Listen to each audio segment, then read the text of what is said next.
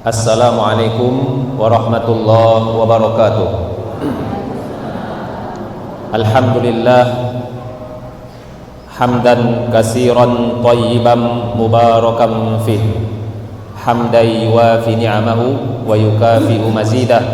Ya Rabbana lakal hamdu kama yanbaghi li jalali wajhika wa azimi sultanik.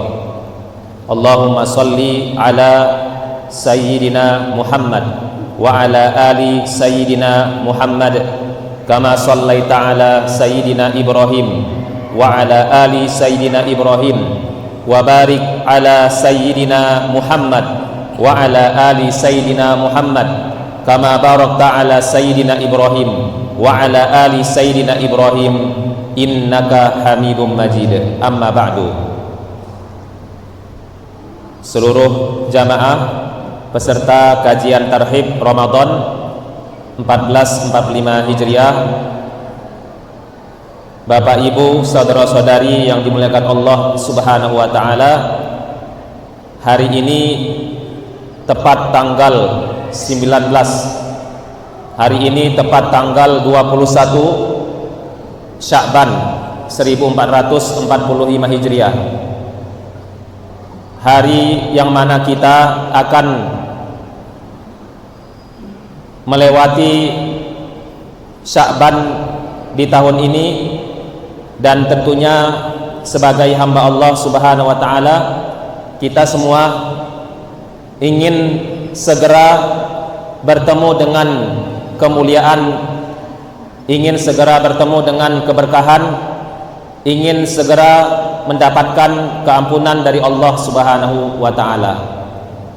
Hanya satu tahun, dalam satu tahun satu kali ada kesempatan yang tidak tergantikan, kesempatan yang mana Allah Subhanahu wa taala akan membebaskan hambanya dari neraka.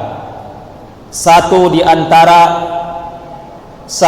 malam di antara doa-doa hamba, Allah Subhanahu wa taala akan memilihkan siapa di antara hambanya di antara malam-malam Ramadan itu yang dibebaskan oleh Allah Subhanahu wa taala dari neraka, dibebaskan dia dan orang tuanya dari api neraka, dibersihkan Allah dirinya.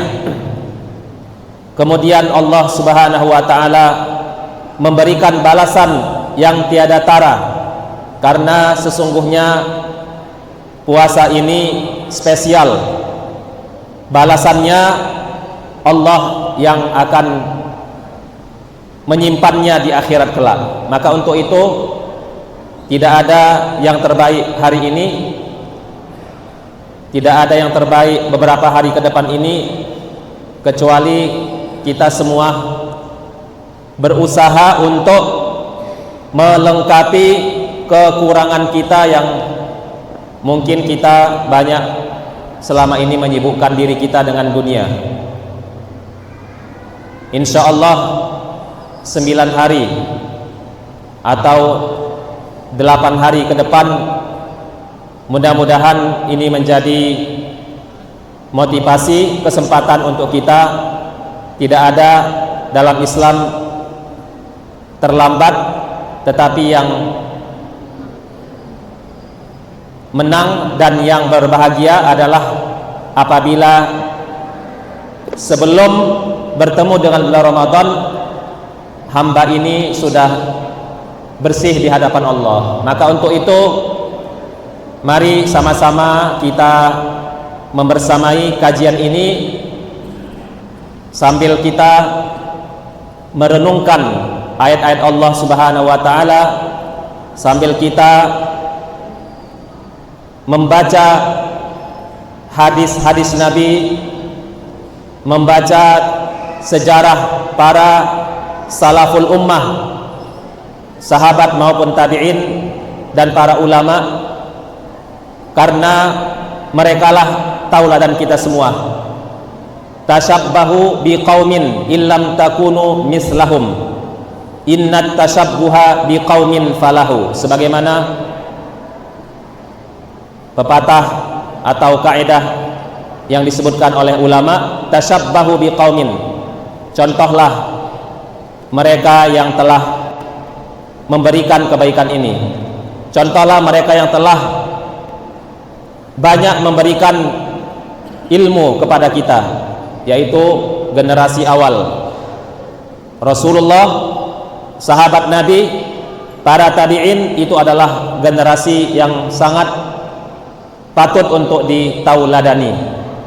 Innat tasyabbuha biqaumin falahu, illam tasyabbahu biqaumin illam takunu mislahum. Kita diminta untuk mencontoh mereka sesanggup kita, tetapi jika kita merasa bahwa kita jauh, tidak sama derajatnya dengan mereka, contohnya mereka bisa mengkhatamkan Quran. Satu hari ada yang sampai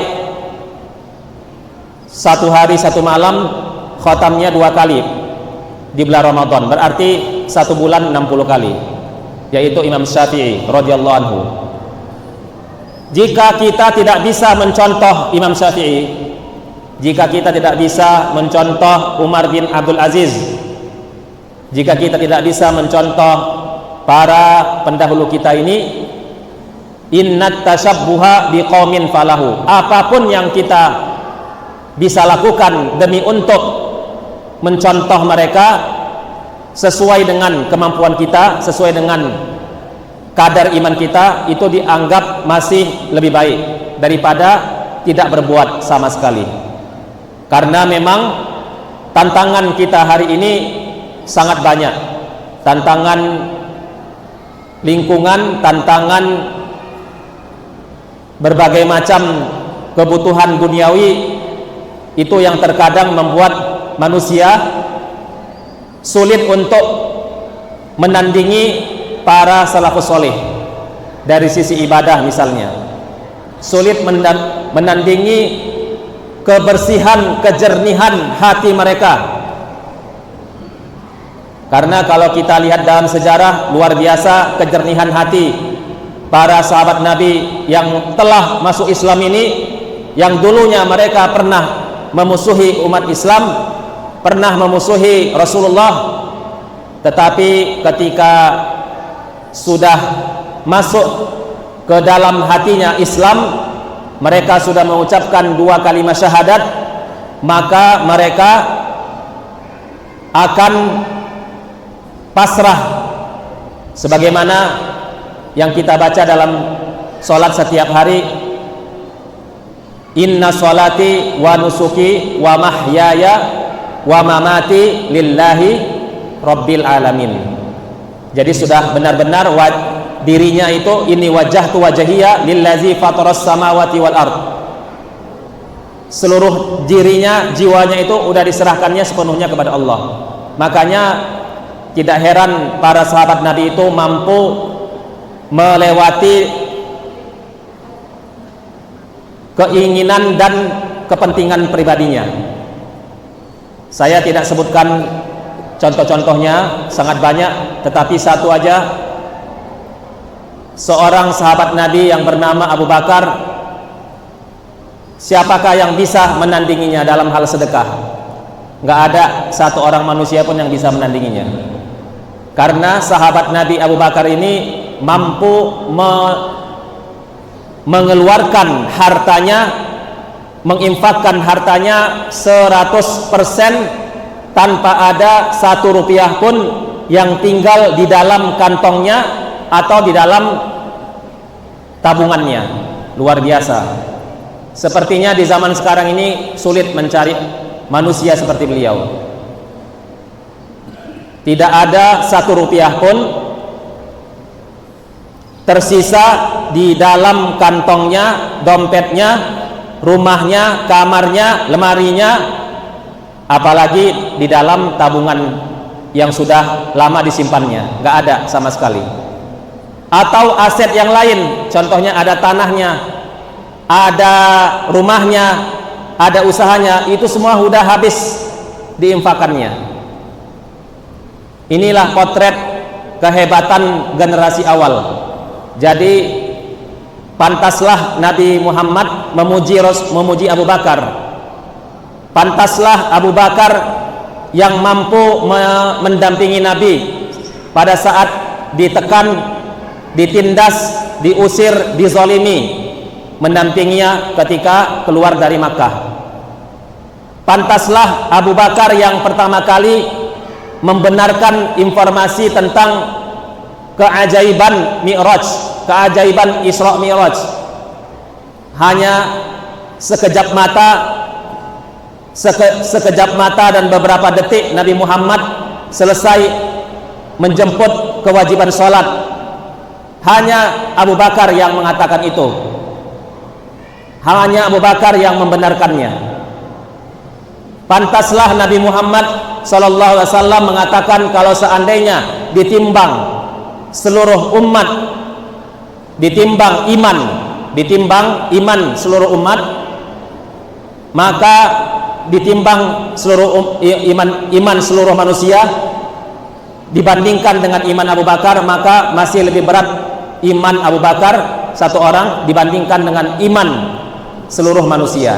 Maka wajarlah Abu Bakar itu ketika berinfak semuanya dikeluarkannya, karena dia yakin, karena imannya itu tidak, karena apa yang dilakukannya tidak membatalkan imannya, dan imannya itu sudah sinkron, imannya sudah sinkron dengan apa yang dilakukannya, sehingga setelah beberapa hari Allah memberikan rezeki yang lain. Kecuali kita, ya, kalau kita mungkin, kalau kita sudah keluarkan harta kita setengah aja lah, nggak usah semua. Mungkin, mohon maaf ya, mungkin karena imannya belum cukup sempurna, ya, karena batas imannya masih pas-pasan, ya, mungkin keikhlasannya kurang, ya, akhirnya apa namanya itu, keberkahannya, manfaatnya atau timbal balik daripada itu nggak nampak. Karena manusia itu kalau memaksakan dirinya untuk berbuat ketaatan, ya, tidak alami, tidak natural, tiba-tiba berinfak setengah harta padahal sebelumnya nggak pernah, nah, itu kaget namanya. Jadi kalau kita mau melakukan kegiatan ketaatan apapun, harusnya mekanismenya diikuti, prosedurnya diikuti alaminya. Nabi Muhammad tidak menyuruh kita saat ini misalnya belum sanggup untuk melaksanakan sholat qiyamul lail tiap malam 11 rakaat, 13 rakaat. Nabi Muhammad SAW misalnya tidak menyuruh kita puasa Daud, puasa satu hari, buka satu hari. Nabi Muhammad misalnya tidak menyuruh kita khatam Quran dalam sebulan, ya, seperti Imam Syafi'i 2 kali contohnya dalam satu hari di bulan Ramadan. Tapi Nabi Muhammad menyukai kepada hambanya walaupun sedikit tapi continue. Jadi manusia ini nggak bisa langsung naik ke atas. Pingin mau jadi orang hebat, pingin mau jadi manusia kayak sahabat Nabi, ketika dia sadar hari ini aku ingin mau seperti sahabat Nabi, maka harus kita lakukan tahapan-tahapannya sesuai dengan kemampuan kita, ada rencananya dan ada targetnya. Jadi kalau seandainya hati sudah bersih tapi kita pingin kayak sahabat Nabi, itu nggak bisa. Sebersih apapun hati kita, sekuat apapun fisik kita, kalau kita belum memulainya dari yang terkecil, nggak bisa yang besar. Kecil dulu dimulai, dari yang kecil, dari yang mudah dulu, ya, dari yang mudah dulu lakukan. Kalau kita punya niat tahajudnya seperti Nabi Muhammad, ya, 11 rakaat atau 7 minimal, ya, karena dalam riwayat Nabi Muhammad itu sholat malamnya nggak pernah di bawah 7. Nabi Muhammad itu sholat malamnya bukan 2, ya, sama 1 jadi 3, atau pas-pasan sebelum subuh sholat 1 rakaat witir aja katanya.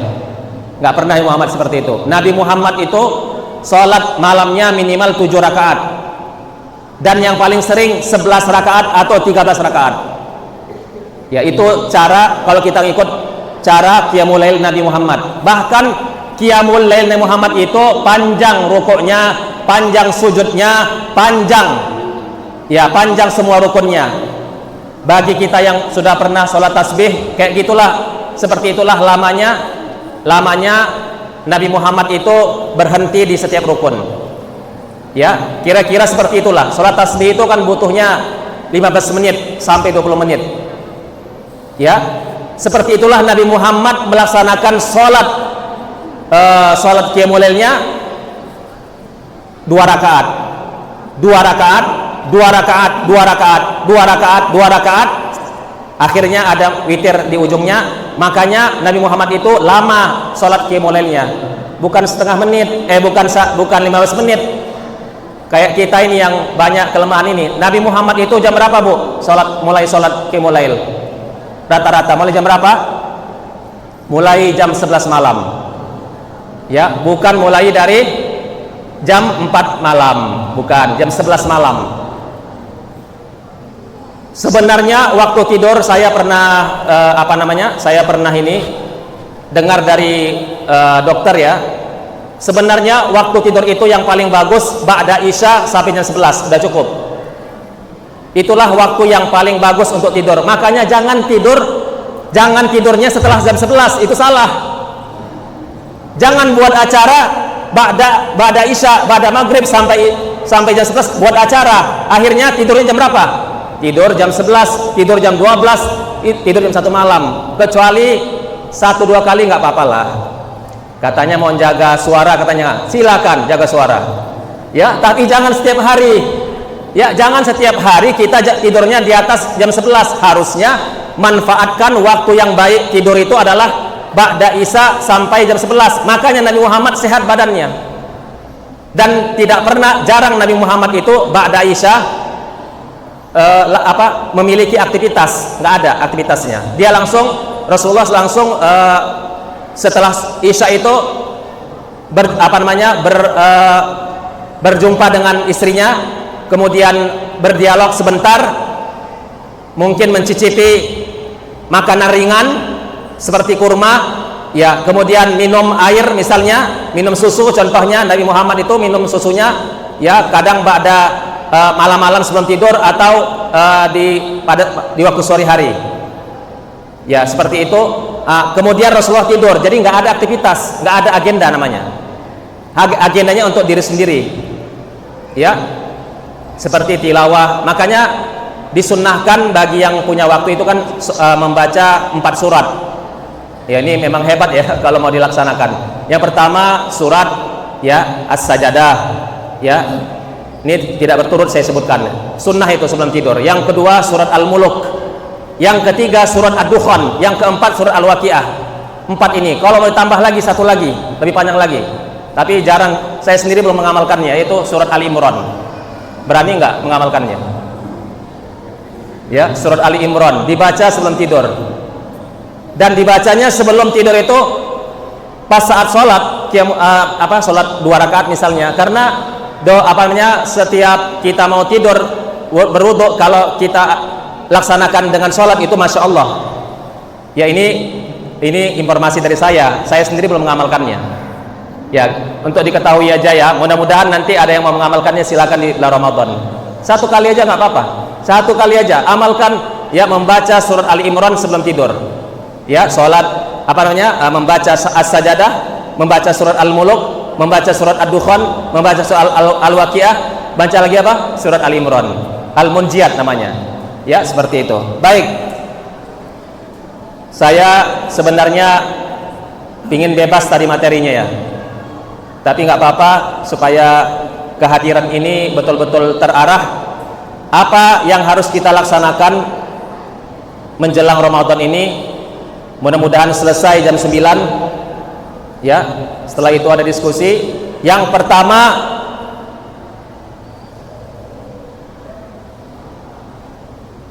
mari perbanyak berdoa. Ya, mari banyak berdoa. Jangan doanya itu hanya waktu tarhib aja. Allah barik lana fi Rajab wa Sya'ban wa baligh Ramadan misalnya. Jangan doanya itu pada waktu acara aja. Ada ustadz ditunjuk berdoa, ayo doa bareng. Enggak, jangan. Kita sendiri berdoa sekarang ini. Doa aja banyak-banyak. Doa, kapan doanya? Banyak waktu doa. Setelah sholat berdoa, pada saat sholat berdoa, sebelum pada saat sujud juga bisa berdoa. Banyak doanya. Jadi kita tidak perlu menunggu ustadz berdoa. Doa sendiri. Ya, doa sendiri. Allahumma barik lana fi Rajab wa Sya'ban, itu sebagian ulama mengatakan hadisnya dhaif, tapi kalau dikaitkan kepada Rasulullah, sebenarnya ini riwayatnya sahih kalau dikaitkan dengan sahabat Nabi, kan gitu. Jadi bilang aja ini doa dari sahabat Nabi, udah itu aja. Nggak usah dikomentari ini doa dari Rasulullah, ini bid'ah katanya. Nggak usah seperti itu. Bilang aja ini adalah doanya salafus sholih, ini adalah doanya para tabi'in. Ya, mereka sering berdoa, Allahumma barik lana fi Rajab wa Sya'ban wa balikna Ramadan. Barik, barokah. Apa arti barokah? Bertambah kebaikan, bertambah ketaatan. Jadi kita minta di bulan Rajab itu, ya, bertambah kebaikan kita, bertambah ketaatan kita. Itu arti barokah. Ya, bertambah ketaatan agar kita ketika masuk Ramadan dalam kondisi siap, ya, untuk lebih baik lagi di bulan Ramadan itu. Rajab kata para ulama itu seperti menanam. Sya'ban itu seperti bulan menyiram. Ya, seperti menyiram. Ramadan adalah bulan panennya. Terus kalau seandainya di bulan Rajab kemarin, bulan Sya'ban ini misalnya belum maksimal, minta aja kepada Allah, karena Allah itu maha, ya, bijaksana. Allah subhanahu wa ta'ala tidak akan membiarkan hambanya itu meminta apapun. Ya, Allah tetap sayang kepada kita. Jangan bilang, ya, aku sudah melewati masa-masa yang terbaik, sudah luput semuanya kebaikan itu di bulan Rajab, saya nggak bisa lagi berbuat apa-apa. Jangan bilang seperti itu, ya, karena, ya, Allah subhanahu wa ta'ala rahmatnya lebih luas daripada, ya, kemarahannya. Allah subhanahu wa ta'ala tidak akan membiarkan hambanya kalau hamba itu berbaik sangka kepada Allah. Jadi, ya, tetap aja berdoa, Allahumma barik misalnya fi Rajab, fi Sya'ban, ya, wa balighna Ramadan. Yang kedua, mari kita bersyukur dan berbahagia ketika Ramadan sudah datang. Tahu nggak, dalam sebuah kisah, seorang sahabat Nabi bernama Thalhah bin Ubaidillah. Ini termasuk sahabat Nabi yang masuk surga. 10 sahabat Nabi yang masuk surga itu adalah Thalhah bin Ubaidillah. Ya, sahabat Nabi Thalhah ini ikut berjihad bersama Rasulullah, tapi ketika bersama Nabi beliau ini tetap aja hidup. Jadi kalau namanya manusia ingin mau syahid itu kan nggak boleh bunuh diri, ya, nggak boleh. Ya, masa kita misalnya mau syahid itu kita membiarkan badan ini diserang oleh musuh? Enggak, tetap berlindung. Karena melindungi diri itu wajib hukumnya, dan nggak boleh kita membiarkan diri kita dalam kondisi membiarkan orang lain menyerang kita tapi kita nggak melawan. Itu nggak boleh. Thalhah bin Ubaidillah berkali-kali udah ikut jihad, nggak jadi syahidnya bersama Nabi Muhammad. Bahkan terakhir, ya, dengan Rasulullah pun beliau menjadi tameng. Tidak juga beliau itu, ya, syahid. Setelah wafat Rasulullah, beliau diberikan umur yang panjang dan hidup bersama sahabat Nabi yang lain. Ya, pada saat Aisyah radhiyallahu anha ada perselisihan dengan Ali bin Abi Thalib, ya, di situ ada namanya perang Jamal namanya. Nah, di perang Jamal inilah usia 60 tahun Thalhah bin Ubaidillah syahid. Ya, seperti itu. Tapi sebelum beliau pada saat beliau masih hidup, maksudnya Rasulullah masih hidup, beliau pernah bermimpi. Dalam mimpinya itu Thalhah bermimpi dia bertemu dengan dua orang laki-laki. Dua orang laki-laki ini baru masuk Islam di zaman Nabi. Pada waktu itu, dalam mimpi itu dia sudah menyandarkan badannya di pintu surga, masih menyandarkan badannya. Jadi belum masuk surga itu, ya, masih di depan surga, di depan pintu surga. Mimpinya seperti itu. Thalhah bin Ubaidillah ini bermimpi di depan pintu surga dan dia bertemu dengan satu dari dua orang yang tadi yang pernah masuk Islam di zaman Nabi Muhammad. Satunya itu keluar dari surga, itu keluar, dia keluar. Setelah keluar, dia balik lagi ke surga. Setelah itu datang orang dari belakang dia, lebih kurang begitu ceritanya, masuk lagi satu lagi ke surga. Berarti ada dua orang, dan dia ingat ini adalah dua orang yang pernah kujumpai di zaman Nabi dia masuk Islam. Ya, dia masuk Islam dua-duanya, dan dua-duanya ikut berjihad fisabilillah. Kemudian yang satu syahid misalnya di tahun pertama contohnya, kemudian tahun berikutnya meninggal lagi yang kedua. Tetapi menurut yang dilihat oleh Tolha, sebenarnya yang paling banyak amalannya di dunia itu adalah yang terakhir masuk surga, yang terakhir masuk surga. Maka kesimpulannya dalam kisah ini disampaikan oleh Tolha cerita ini kepada Rasulullah, dan para sahabat heran kenapa yang masuk surga yang sedikit amalnya. Kenapa yang masuk surga yang sedikit ilmunya atau yang sedikit amalnya, dan yang masuk surga duluan ini syahidnya juga belakangan. Lalu jawaban Rasulullah ini dia hadisnya, yaitu tahukah Anda bahwa orang yang hidup setelah syahid yang pertama, orang yang kedua yang hidup setelah syahid yang pertama, dan dia pertama masuk surga, secara logika harusnya yang pertama kan, tapi enggak, yang kedua masuk surga. Yang kedua, yang meninggal nomor 2 di dunia, yang duluan masuk surga. Kata Nabi apa? Kata Nabi, karena dia Ramadannya lebih banyak daripada Ramadan yang nomor 1.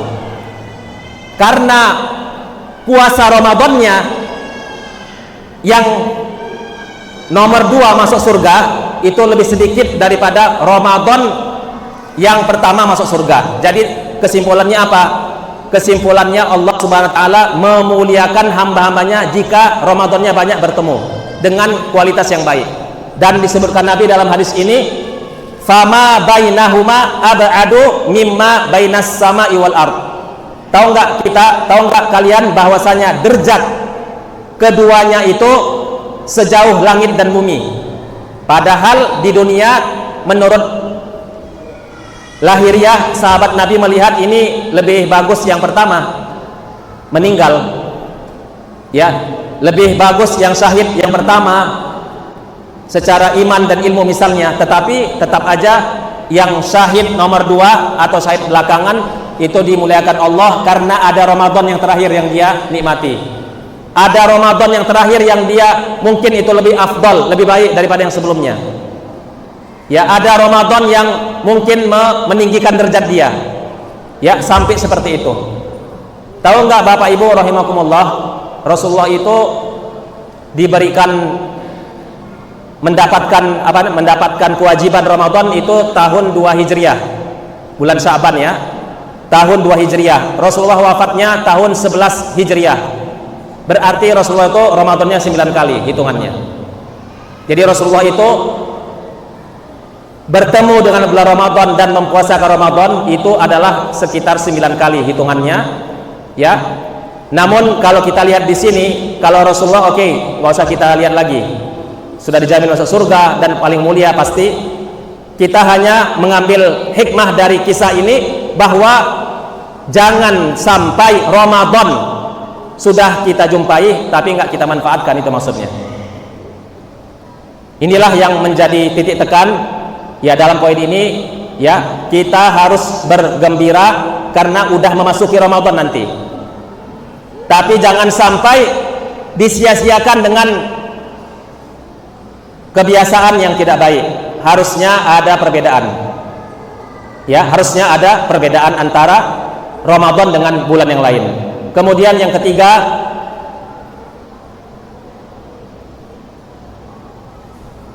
sebelum Ramadan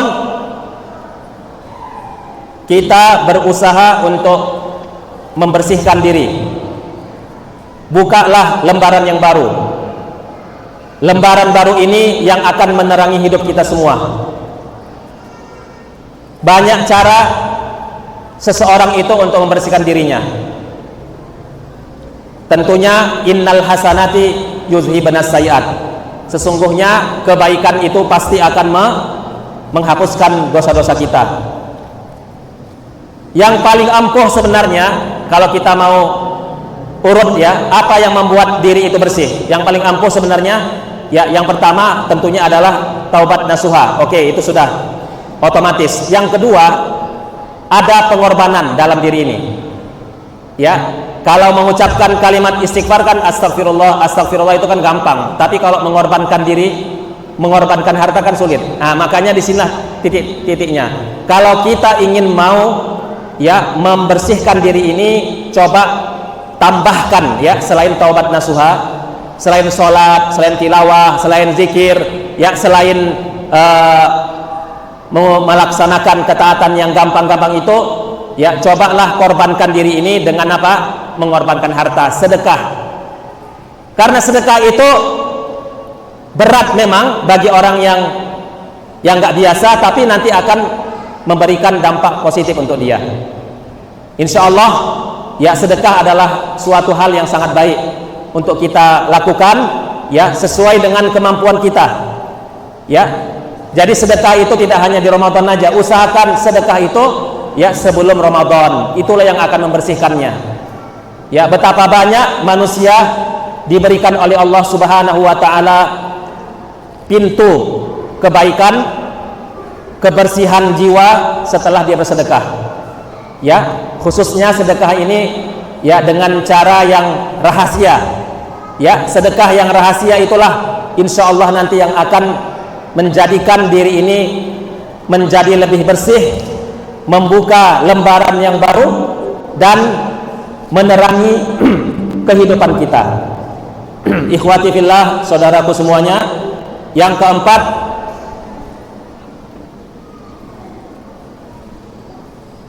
tidak cukup kita hanya menjadi orang yang pasif, tapi jadilah orang yang aktif. Ya, tidak cukup kita hanya memikirkan diri sendiri, tetapi pikirkanlah keluarga kita.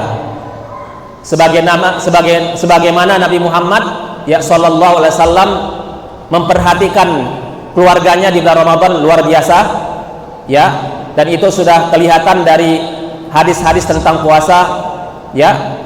Kemudian Nabi Muhammad juga memikirkan tetangganya, Nabi Muhammad apalagi memikirkan masyarakatnya. Kalau diperluas lagi tentunya ya, berkhidmat kepada negeri.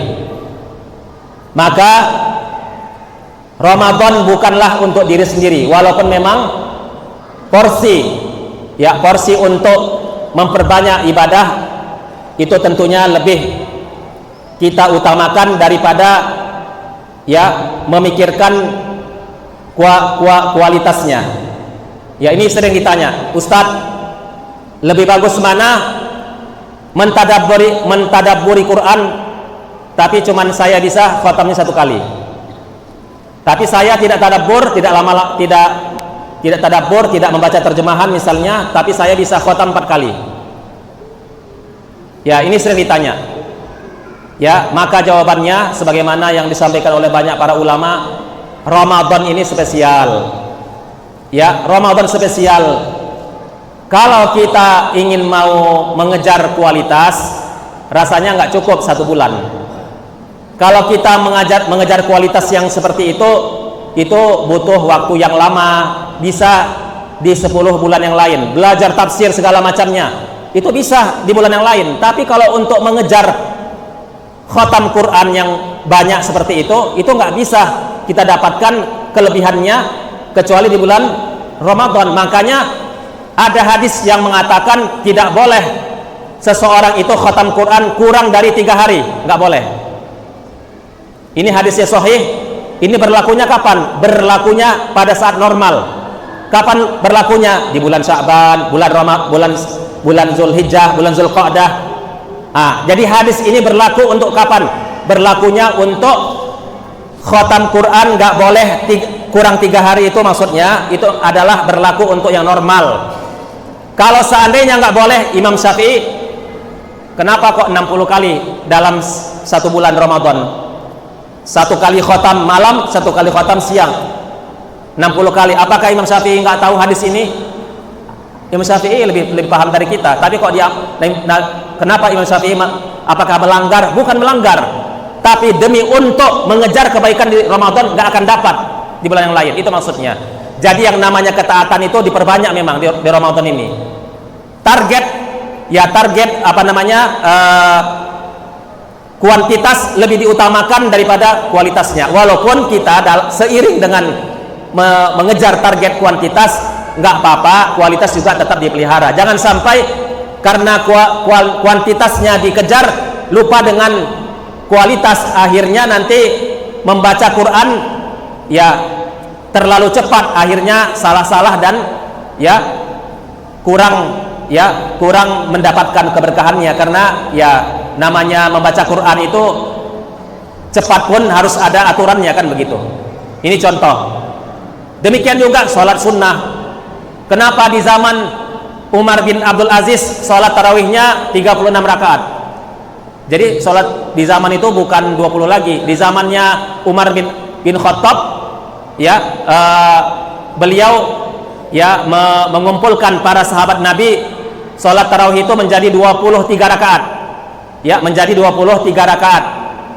Wa ni'matul bid'atu hazihi ya, karena sholat tarawih itu adalah sholat yang tidak ada hitungannya sebenarnya ya, tidak ada hitungannya. Tidak sholat tarawih adalah sholat yang tidak ada ketentuan hitungannya secara pasti, sehingga boleh dilaksanakan mulai 8 ya, kemudian boleh belasan ya, boleh 20 ya, dan sampai terjadi juga di zamannya Umar bin Abdul Aziz sampai 36 rakaat. Jadi mereka ya mengejar kuantitas, tapi tetap kualitas pasti tidak boleh diabaikan, seperti itu. Maka untuk itu kita harus menjadi ya hamba Allah yang aktif untuk memberikan kebaikan kepada siapapun ya, aktif di bulan Ramadan, sosial misalnya, tapi bukan artinya untuk pribadi kita abaikan, nggak boleh, nggak baik seperti itu. Kita harus pandai dan harus pintar. Apakah dengan melakukan kegiatan sosial, kegiatan individu saya berkurang secara drastis? Itu harus kita evaluasi, karena Ramadan itu harusnya lebih banyak untuk sendiri daripada untuk sosial. Bukan artinya nggak boleh sosial, tapi individunya lebih diperbanyak dibandingkan bulan lain. Dan itu sudah dilakukan oleh semua para ya salaful ummah. Imam Malik contohnya, ketika ditanya kenapa Imam Malik tidak mengajar, tidak ngisi kajian, setiap hari Imam Malik itu ngisi kajian di Masjid An-Nabawi, Imam Darul Hijrah. Tapi ketika ditanya, aku hari ini meliburkan meliburkan kajian, aku beberapa hari ke depan akan meliburkan kajian, karena aku ingin ya lebih banyak lagi berinteraksi dengan Al-Quran. Itu contohnya. Jadi memang betul untuk Ramadan individu harus diperbanyak, tapi sosial tetap ada, supaya kebaikan itu terus merata, sebagaimana yang dicontohkan oleh Rasulullah ya sallallahu alaihi wasallam. Dalam hadis juga disebutkan ya, jika aku berjalan bersama saudaraku yang muslim, jika aku membantu kebutuhan pribadinya, jika aku menyelesaikan urusannya ya, menunaikan hajatnya, satu orang ada yang butuh dibantu ya, itu kata Nabi, khairun atau ahabbu ilayya min a'takif, lebih baik daripada beriktikaf di masjidku ini, Masjid Nabawi maksudnya ya, seperti itu. Jadi kalau sebenarnya hadis ini kan bukan di bulan Ramadan munculnya. Jangan bilang misalnya kalau gitu, kalau kita misalnya di bulan Ramadan kurangi aja sholat tarawihnya gitu ya, atau tilawahnya nggak usah diperbanyak karena kita mengamalkan hadis ini. Ini hadis ini bukan di bulan Ramadan. Hadis ini berkaitan dengan seluruh bulan, berkaitan dengan apa, kehidupan umum di mana-mana, kapan saja, di mana saja, ini hadis ini diamalkan. Tapi bukan artinya kita di bulan Ramadan ya tidak boleh membuka ruang, membuka waktu untuk sosial, itu maksudnya. Ya, baik. Yang terakhir dari saya, karena waktunya udah pas hampir jam 9, terakhir, seorang muslim ya memang diajarkan hidup ini harus punya program.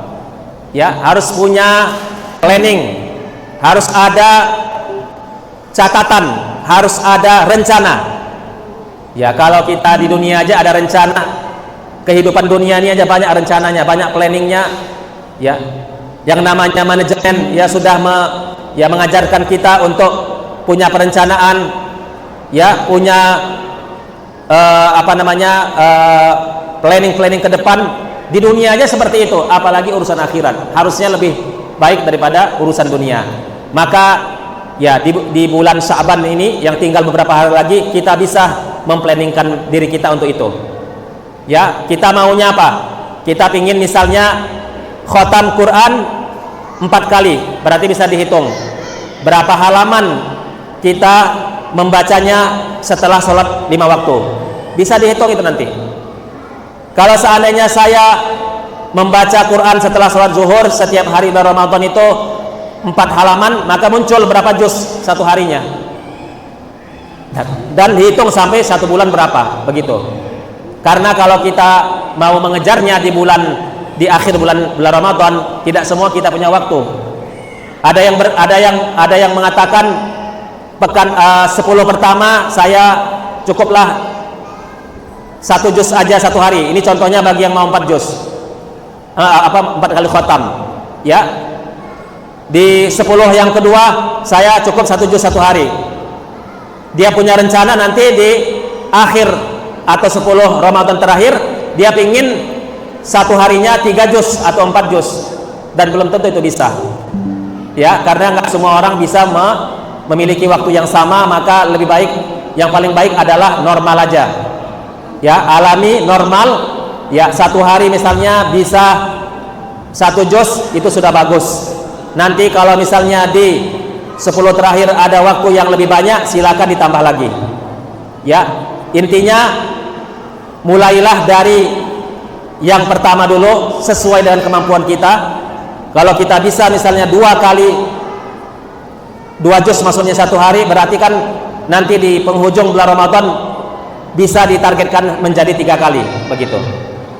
Demikian juga misalnya kita bisa menambahkan pahala puasa ini sampai 2 kali 1 hari, seperti yang kita ketahui ya, bahwasanya siapa yang memberikan makan orang berpuasa, ya tentunya dia akan mendapatkan pahala yang sama, ya tanpa dikurangi pahalanya. Ini juga cara untuk menyempurnakan puasa kita, agar puasa kita ini yang mungkin banyak kekurangannya, kita sempurnakan lewat memberikan buka. Kenapa? Karena supaya menutupi, ya menempel kekurangan itu. Kekurangan puasa ini ditempel dengan ya memberikan buka puasa, ya bersedekah, ya kemudian ya memperbanyak amal ibadah yang lainnya. Demikian yang dapat kami sampaikan dalam kesempatan ini. Semoga Allah ya subhanahu wa ta'ala memberkahi kita semuanya, ya menjadikan majlis ini majlis yang membawa berkah ya untuk kita yang hadir di sini, dan untuk keluarga kita tentunya, dan untuk masyarakat kita, ya karena ketika seseorang ya sudah soleh, maka jadilah muslih. Ketika dia bisa memperbaiki dirinya, maka dia bisa memperbaiki yang lainnya, dan ketika yang lainnya sudah diperbaikinya, maka muncullah ridho Allah. Ya, ketika dia bisa mengislah nafsi, maka dia bisa mengislah al-mujtama. Ya, maka setelah dia mengislah al-mujtama, maka dia bisa mentahqiq ridho Allah Subhanahu wa taala. Aqulu qouli hadza, wassalamualaikum warahmatullahi wabarakatuh. Ya, memang seringkali bagi orang yang belum mahir membaca Quran, ada tantangan ya, tantangan untuk apa namanya, untuk membaca Quran karena ya menyadari dirinya belum memiliki bacaan yang standar. Ya, jadi dalam hal ini karena fardu ain ya, fardu ain maksudnya wajib membaca Quran dengan bertajwid. Berarti yang paling utama sebenarnya untuk pemula, seorang pemula seperti ini ya harusnya memang memikirkan bagaimana dia bisa belajar tahsin Quran secara ya kontinu, sehingga nanti Allah akan memberikan petunjuk kepadanya sampai dia bisa baca Quran. Maka untuk itu saya ingin sampaikan ya banyak pengalaman ya banyak pengalaman dan banyak kisah yang kita ketahui, bukan saya aja tapi semua pasti merasakan kisah ini. Banyak orang yang dari nol tidak bisa baca Quran, masya Allah ya dari nol nggak bisa baca Quran. Setelah bersungguh-sungguh mempelajarinya, walaqad yassarnal Qur'ana lizikri fahal mim mudzakir, itu lizikri itu maksudnya adalah untuk belajar ya, bukan hanya untuk menghafalnya saja tapi belajar. Walaqad yassarnal Qur'ana lizikri fahal mim mudzakir, ini ayat diulang Allah Subhanahu wa taala dalam surat Al-Qamar 4 kali. Artinya apa? Bahwa kalau ada hamba Allah ingin belajar Quran sesungguhnya, dengan belajar yang sesungguhnya, tapi bukan hanya mencoba-coba, betul-betul serius belajarnya di tempat yang cocok untuk belajarnya, guru yang pas untuk mengajarkannya, masya Allah, ini akan dapat hidayah nanti insya Allah, dapat petunjuk. Dan ini banyak kita buktikan, bahkan bisa sampai menghafal lagi seperti itu. Kita nggak bilang menghafal ya saat ini, tapi hanya menghafal itu hukumnya tidak wajib. Yang wajib tilawah. Tidak ada satu ayat pun dalam Al-Quran mengatakan wajib menghafal Quran. Tetapi menghafal Quran itu harus ada dalam satu dua tempat atau satu wilayah ada yang hafal Quran itu untuk menjaga Qurannya. Tapi pada hakikatnya tilawah Quran itu wajib untuk semua kita tilawah. Ya, makanya ini menjadi penemuan kami, ini menjadi problem juga di lembaga pendidikan yang berbasis tahfiz ya. Itu banyak ya, kita melihat target menghafal lebih diutamakan daripada target tilawahnya. Harusnya enggak. Ini salah sebenarnya. Ini adalah manhaj yang salah. Yang benar harusnya tilawah dulu. Ya, tilawah itu harus benar tilawahnya. Tilawahnya harus sesuai dengan apa yang sudah dicontohkan Rasulullah dan para sahabatnya. Maksudnya ya mereka bertilawah setiap hari. Sampai diwasiatkan oleh Umar bahwa kita wajib khotam itu 1 kali dalam 1 bulan. Ya, artinya apa? Artinya memang tilawah ini penting dan memang itu wajib hukumnya tilawah. Nah, maka untuk itu ya bagi siapapun umat Islam ya, kaum muslimin khususnya kita yang bukan berlidah bahasa Arab ya, kita lahir bahasanya bukan bahasa Arab ya, tantangan kita belajar Quran itu memang ada. Karena mungkin tidak dari awal ya, tidak dari waktu usia anak-anak belajarnya. Setelah dewasa dia baru sadar untuk berhijrah kepada yang baik, itu baik dan itu bagus. Ya, karena yang Allah lihat ya innamal a'malu bil khawatim. Sesungguhnya Allah akan melihat akhirnya. Allah melihat akhir hidup kita. Allah akan melihat akhir finish kita seperti apa, bukan di awalnya saja yang Allah lihat. Belum tentu yang awalnya bagus akhirnya bagus, tapi yang Allah lihat akhirnya. Jadi kalau ada Bapak Ibu kaum muslimin dimanapun Anda berada, seusia dewasa seperti ini, kita baru mulai belajar Quran ya, itu adalah hidayah. belajarlah kepada guru yang baik, belajarlah kepada guru yang betul-betul mampu untuk ya menjadi guru yang akan memberikan ilmu kepada kita. Dan tentunya ya ini tidak bisa satu kali atau dua kali, butuh waktu yang panjang, karena Al-Quran adalah hidayah Allah Subhanahu Wa Taala. Ya, man jadda wajada itu sudah betul, man jadda wajada sudah betul, man jahada fina lanah dia 6 subulana. Ya, jadi kesungguhan yang paling penting. Bisa jadi ada yang 1 bulan ya sudah mulai membaik, 3 bulan, 4 bulan, 6 bulan, sampai setahun. Tapi jangan minta bisa baca Quran dengan baik sesuai dengan standarnya 1 bulan misalnya, belum tentu bisa. Jadi tergantung kesungguhan kita. Maka untuk itu jawabannya adalah ya, selain membaca Quran semampu kita, syukur-syukur bisa khotam 1 kali dalam sebulan, tapi yang paling penting adalah belajar Qur'annya. Ya, belajar Qur'annya, belajar tahsinnya itu ya merupakan kewajiban kita semua sebagai umat Islam. Wallahu a'lam. Bagaimana agar bisa menjaga nilai ibadah Ramadan yang maksimal di tengah aktivitas sebagai karyawan atau pekerja yang pergi pagi pulang malam pada isya dengan tetap menjaga kesehatan. Ya. Ya, pertanyaannya ya sebenarnya menjadi musibah ya untuk kita semua. Maksudnya bukan musibah untuk yang bertanya, untuk kita semua. Ya, kenapa? Karena kondisi masyarakat Muslim hari ini ya kurang belum disadarkan, belum mensiarkan secara secara formal ya dari yang memiliki wewenang, yaitu bernegara ya, itu syiar-syiar Ramadan itu tidak dikuatkan. Sebelum saya masuk ke Ramadan, saya contohkan aja. Hari Jumat itu harusnya hari Jumat itu dimuliakan. Ya, hari Jumat malah sekarang ini hampir semua negara, nggak tahu di Saudi Arabia. Ya, dari dulu saya tahunya Saudi Arabia itu hari Jumat libur, hari Kamis libur, hari Jumat libur.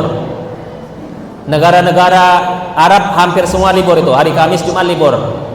Tapi saya dengar di Saudi katanya mau ikut-ikut ya negara dari barat ya, seperti itu. Maka untuk itu hari Jumat pun kita lihat sekarang ini nggak nampak syiarnya lagi. Padahal harusnya kita itu mensiarkan hari Jumat. Jumat itu Jumat yang berkah, Jumat yang di situ kita memperlihatkan syiar Islam. Ya, tidak hanya simbol seremoni sholat Jumat aja, bukan. Tapi sesungguhnya hari Jumat itu harusnya dipenuhi dengan kegiatan Islami. Tapi kenyataannya enggak kan? Kenapa? Karena tadi kan kondisi lingkungan, kondisi kehidupan di daerah dan di wilayah kita dan di tempat kita tinggal memang yang enggak mungkin gitu. Apalagi dia bekerja. Ya, sampai sekolah pun tetap ada di hari Jumat. Harusnya ya semuanya libur. Kenapa? Supaya kita bisa menjadikan hari Jumat itu hari yang terbaik. Begitu juga Ramadan, sama, nggak ada bedanya. Ya, Ramadan pun seperti itu. Jadi ini namanya musibah. Ya, musibah untuk kita semua. Tapi apakah di balik musibah ini kita diam? Tidak. Ya, di balik musibah ini kita berusaha untuk melakukan apapun yang terbaik. Ya, karena Allah pasti memaafkan kita. Karena kita yang bukan membuat aturan. Karena bukan kita yang membuat aturan hari Jumat nggak libur. Karena bukan kita yang membuat aturan Ramadan libur contohnya, bukan kita yang buat, tapi kita ya tetap ya di samping kita ya menjadi manusia yang bermanfaat, ya karena khairun nasi anfa'um linnas. Kalau kita misalnya tinggal di hutan, siapa yang akan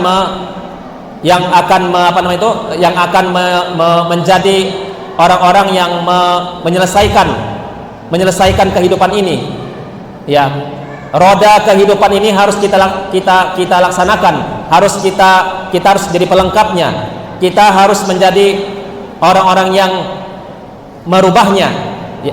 Kemudian nggak mungkin hidup ini, ya nggak mungkin di sana hanya orang-orang yang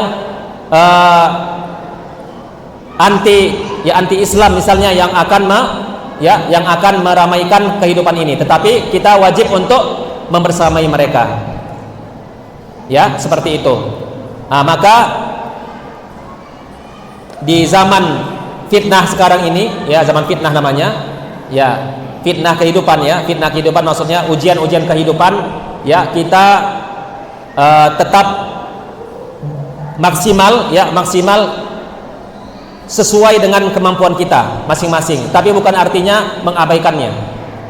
Contoh ya sebelum saya tutup atau sebelum saya akhiri jawaban ini, ya contohnya apakah dengan kita sibuk dengan pekerjaan, mencari nafkah, ya atau ada kegiatan-kegiatan RT RW, ya kegiatan di masyarakat, apakah dengan itu kita nggak bisa tilawah Quran satu kali khatam satu juz, ya satu kali khatam satu bulan contohnya? Apakah dengan cara itu kita nggak bisa sholat tarawih?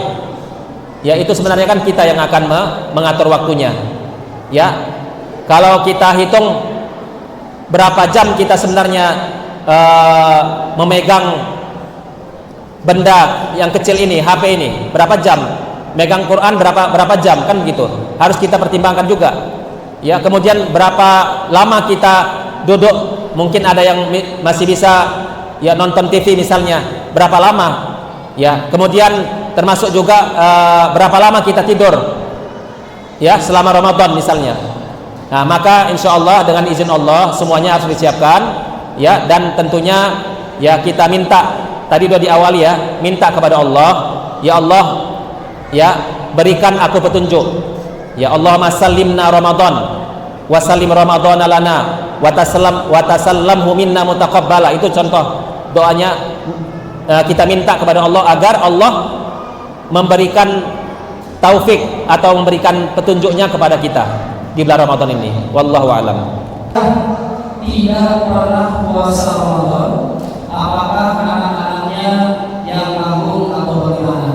Kemudian pertanyaan selanjutnya, apa amalan untuk seorang wanita yang sedang hamil atau berhalangan pada bulan Ramadan? Mohon ditanggapi. Yang pertama tadi ayahnya kenapa? Tidak pernah puasa. Terus anaknya kenapa? Siapa yang nanggung? Apakah anaknya? Nanggung apanya? Nanggung puasanya? Sudah meninggal ayahnya? Masih Ya, semua manusia diperhitungkan oleh Allah Subhanahu wa taala ya di akhirat kelak, ya atas apa yang dia lakukan, dan itu sudah menjadi akidah, ya keyakinan kita, ya bahwa Allah akan membangkitkan manusia semuanya dalam posisi sendirian, ya sendiri. Bahkan di awal masuk ke alam barzah pun, alam kubur maksudnya, itu sudah ditanya ya oleh malaikat, dan malaikat menunjukkan memperlihatkan Rasulullah di alam kubur itu. Ditanya, kamu kenal nggak dengan ini? Ya, kamu nggak kenal dengan orang ini, maksudnya Rasulullah. Tapi kalau dia bisa menjawab, ya insya Allah aman. Ya, dia aman berarti dapat nikmat kubur namanya, nikmat kubur ya. Terus ketika dia tidak bisa menjawab, saya nggak tahu, karena yang menjawab itu kan ya berdasarkan amalan dia di akhirat, di dunia maksudnya, maka dia akan langsung mendapatkan azab. Sebagaimana dalam hadis sahih disebutkan, Ya, ketika awal pertama kali di seseorang masuk kubur, alam kubur ya. Terus setelah itu malaikat bertanya kepadanya, ya, malaikat bertanya kepadanya tentang Nabi Muhammad, dia nggak bisa jawab, itu langsung malaikat memukulnya dengan satu kali pukul, langsung orang ini teriak dengan teriakan yang keras.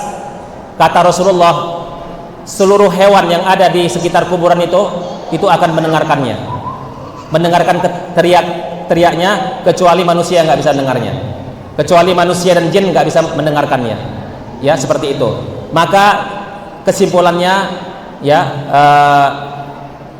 semua orang akan, ya, ditanya Allah sesuai dengan amalannya masing-masing, ya. Adapun anaknya, ya, itu hanya melengkapi kalau seandainya nanti di akhirat, ya, ayahnya ini atau ibunya ini, ya, ada kekurangannya, ya, nanti anaknya yang akan membantu. Tapi apakah ini menjadi sebuah jaminan? Nggak ada jaminan.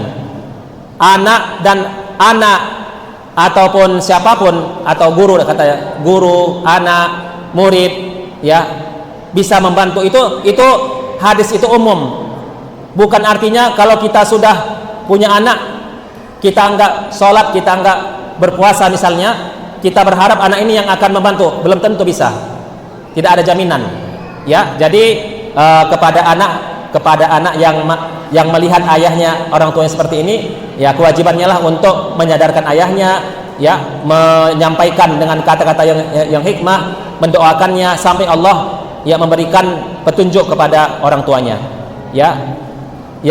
Jangan sedih dalam sejarah pun, ya, Nabi Nuh juga istrinya nggak masuk surga. Dalam sejarah, ya, istri Fir'aun masuk surga tapi Fir'aunnya nggak masuk surga, kan begitu. Jadi kita jangan hanya melihat dari satu sisi, ya, tapi kita lihat dalam sejarah, karena nanti kita masing-masing akan berpisah. Di surga pun, Bu, nggak sama. Di surga pun apakah suami istri sama semua? Di surga bertemu sama pasangannya atau sama anaknya? Nggak sama, nggak, tidak ada jaminan. Tapi wallazina amanu wattaba'athum dzurriyyatum, itu ada dalam surat Az-Zariyat, ya, atau yang setelahnya surah apa? Az-Zariyat, surah At-Tur, ya, surah At-Tur disebutkan, ya, bahwasanya orang yang sama visi misinya, yang sama frekuensi, ya, sama frekuensi ibadahnya, sama frekuensi imannya, sama frekuensi dari sisi pemahamannya terhadap Islam. Mudah-mudahan ini satu klaster di surganya, ya, di surganya. Tapi kalau beda-beda amalan di dunia, yang satu beda pilihan, yang satu milih 01, yang satu milih, ya, 03 misalnya, ini contoh aja dari saya, ya. Jangan diiklankan, ya, seperti itu, ya. Itu nanti kalau ke surga dua-duanya mungkin bisa beda, ya, bisa beda. Ini contoh aja, ya, ini contohnya. Jadi berarti, ya, belum tentu semua pasangan itu sama, ya, seperti itu. Jadi ada dalam sebuah hadis disebutkan, ya, suami dengan istri itu bisa bisa satu rumah lagi, bisa enggak, tergantung amalannya. Dan ada juga dalam satu hadis yang lain disebutkan tentang kehidupan di surga, ya, bahwasanya, ya, orang-orang yang ada di surga itu, yang di atas, maksudnya di atas itu, dia bisa melihat di bawah, ke bawah, tapi yang di bawah nggak bisa melihat ke atas. Contohnya istrinya di atas, surga paling atas, nanti suaminya di bawah, suaminya nggak bisa ke atas, yang bisa istrinya lihat ke bawah, seperti itu. Dan apakah suami ini menjadi bidadari, apakah istrinya menjadi bidadari istrinya, apakah istrinya menjadi bidadari suaminya, itu kalau seandainya satu rumah. Dan semua perempuan ini yang hidup di dunia sekarang ini, termasuk yang di masjid ini, ya, mudah-mudahan jadi ahli surga, ya, ini semua jadi bidadari nanti semua. Jadi bidadari ada dua. Yang pertama, bidadari yang Allah sudah siapkan di surga, bukan yang di dunia. Dan bidadari yang hidup sekarang ini, ya, itu adalah menjadi bidadari. Apakah ibu menjadi bidadari suami? Itu tergantung ketentuan Allah Subhanahu wa taala. Oke, sampai di sini cukup. Pertanyaan yang kedua. Amalan wanita. Ya, ini terakhir ya karena waktu udah habis ya. Apa? Tadi amalan wanita ketika haid dalam bulan Ramadan. Ya. Wanita yang sedang haid, wanita yang sedang nifas, ya, memang Allah Subhanahu Wa Taala telah ya menciptakan wanita ini ada kelemahannya, ya. Beberapa bulan yang lalu saya pernah meneliti hadis Nabi ya tentang wanita haid, ya.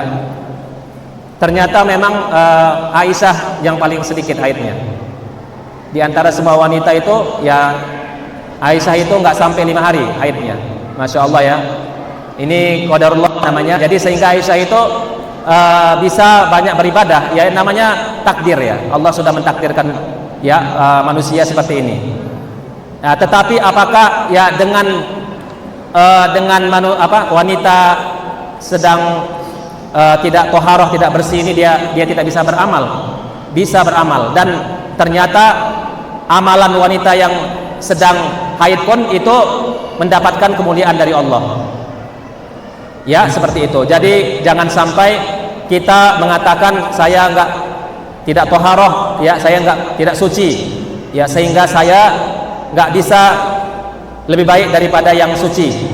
Saya nggak bisa menetap di masjid, saya tidak bisa sholat misalnya, saya nggak bisa berpuasa.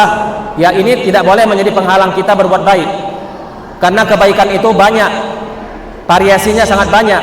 Ya banyak kebaikan yang bisa kita lakukan saat orang tidak bisa melakukannya, kita bisa lakukan. Ya apakah itu misalnya kita membantu orang yang sedang beribadah, itu juga bisa.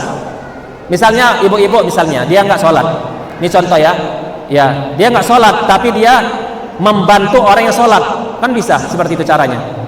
Ada ibu-ibu misalnya nggak berpuasa, ya tapi dia membantu orang puasa, bagaimana caranya? Membukakan orang puasa, ya atau misalnya membantu orang-orang yang sedang berpuasa, ya sehingga mereka ringan untuk bisa melaksanakan puasanya. Apakah bentuknya? Ya memberikan mereka makan sahur, makan buka dan seterusnya.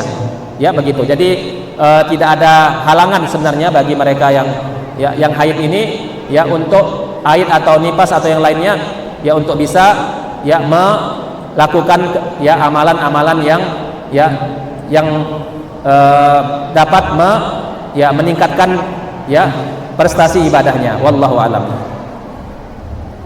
Pertanyaan yang terakhir, mohon maaf pada jemaah, atau dilanjut sampai beberapa rakaat bersama. Kemudian yang selanjutnya, dalam sholat tarawih 23 rakaat, sholat witirnya dilakukan 2 rakaat plus 1 rakaat. Sementara sholat witir kita ganjil 1 atau 3 atau 5 rakaat. Bagaimana kalau dilakukan 2 rakaat plus 1 rakaat seperti sholat tarawih di atas pohon? Yang pertama dulu ya, yang witir tadi, nanti yang pertama, yang kedua maksud saya. Ya, jadi sholat witir itu adalah sholat yang sangat dianjurkan untuk menutup sholat kita di malam hari. Ini saya ingin sampaikan juga ya, ada perilaku yang tidak sunnah. Ini saya sampaikan biar sempurna kajiannya. Seseorang berjamaah dengan seorang imam, ya, yang mana imam ini sholatnya 20 rakaat, ya 20 rakaat, terus dia 23 maksud saya, 20 tambah 3 23. Tapi dia pinginnya 8 rakaat. Dia pinginnya 8 rakaat, maka ini perilaku yang nggak bagus kalau kita meninggalkan imam. Maka lebih baik kita ikut terus sampai 23 rakaat. Kenapa rupanya? Kok terlalu dibatasi kali diri kita ini? Aku 8 rakaat aja. Ketika aku melihat ada imam 23 rakaat, nanti pas saat 10 rakaat aku akan pergi pulang ke rumah karena udah biasa 8 rakaat. Salah sendiri, kenapa kamu pilih di situ masjidnya? Pergi aja ke sana, ke tempat lain, pergi aja ke musola yang lain gitu. Karena Anda sudah menyalahi keindahan berjamaah. Maka jamaah itu harus diikuti semua sampai dia selesai, baru sempurna. Dan itu ada hadisnya. Ya, itu ada hadisnya bahwa kita itu ikuti sampai dia selesai. Ya, sampai imam selesai. Ya, ini berjamaah 23 rakaat. Ya, tetapi dia pas saat 8 rakaat langsung keluar. Nah, ini nggak bagus. Pertanyaan masalah witir, ya. Jangan semua yang kita anggap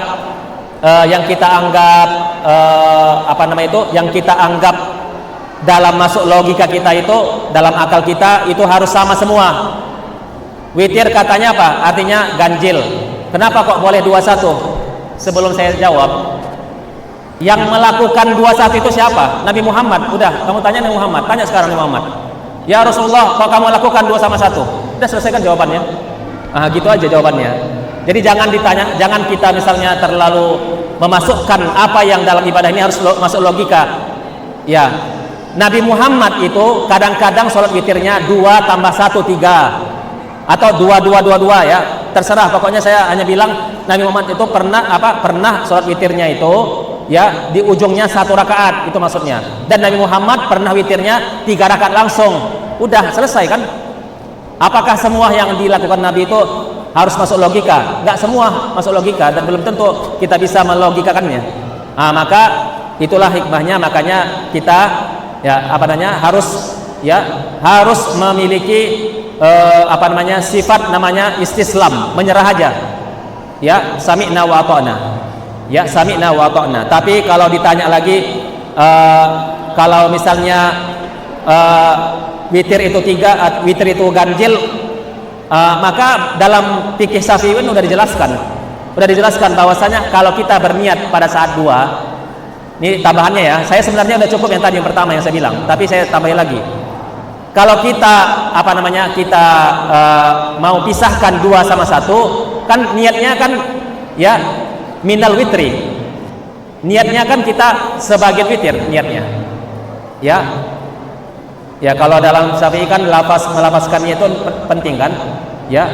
Usolli sunnatan minal witri. Aku sholat sebagian dari witir. Kan 2 rakaat. Minal witri sebagian. Berarti bersambung kepada rakaat yang berikutnya. Ya, itu jawabannya. Terus apa lagi tadi? Sholat tahajud, niatnya di awal cukup sekali. Coba ulang lagi. Ya, biar nggak salah. Nanti kalau pertanyaan yang berikutnya ditambahi lewat WA aja ya. Insyaallah kita jawab. Ya. Mohon penjelasannya sholat sunnah yang lebih dari 2 rakaat itu setelah salam bangun lagi. Setelah salam bangun lagi, baca niat lagi, atau dilanjut sampai berapa rakaat baru salam? Gimana tadi maksudnya ini? Mohon penjelasannya sholat sunnah yang lebih dari 2 rakaat. Nah, dibaca niatnya lagi nggak ketika salam? Apa? Dibaca lagi kan ketika setelah salam tuh niat lagi nggak baca niat, dibaca lagi kan niatnya. Setelah salam? Ya wajib lah. Kan udah selesai sholatnya. Udah selesai sholat. Setiap sholat ada niat. Setiap sholat ada niat ya. Setiap sholat itu ada niat. Karena udah selesai, udah diakhiri, sudah ditutup sholatnya. Sholat apa arti sholat? Sholat itu adalah mulai dari takbir, ya, definisi sholat itu kan takbir, Allahu Akbar sampai salam kan? Udah assalamualaikum berarti niat lagi, tetap niat lagi gitu. Ya, niat lagi karena sudah selesai ya niatnya. Sudah selesai satu sholat yang pertama, begitu. Tadi saya pikir pertanyaannya gini, ya, apakah kalau seandainya sholatnya 4 rakaat, ya perlu ada lagi tahiyat? Itu tadi saya pikir. Ya, kalau itu pertanyaannya, ya maka sholat sunnah nggak boleh seperti sholat fardu. Jangan samakan sholat 4 rakaat tasbih, contohnya sholat sunnah tasbih 4 rakaat, atau tarawih juga boleh 4 rakaat, tapi jarang-jarang ya. Ya, sholat tasbih 4 rakaat, 1 salam, nggak boleh 1 salam, nggak boleh 2 tahiyat, satu tahiyat aja. karena sholat sunnah itu tidak boleh sama dengan sholat fardu. Contohnya dia samakan dengan sholat zuhur dan isya, nggak boleh. Ya begitu. Tapi kalau misalnya dia melakukannya tidak sengaja, ya insya Allah dimaafkan. Ya dimaafkan. Tapi secara kaidah fikihnya itu tidak ada tahiyat yang pertama jika sholat sunnahnya 4 rakaat 1 salam. Seperti sholat sunnah tasbih 1 salam misalnya, itu tidak ada tahiyat. Ya, atau sholat tarawih mau 1 salam misalnya 4 rakaat, tidak ada tahiyat yang pertama. Ya, seperti itu.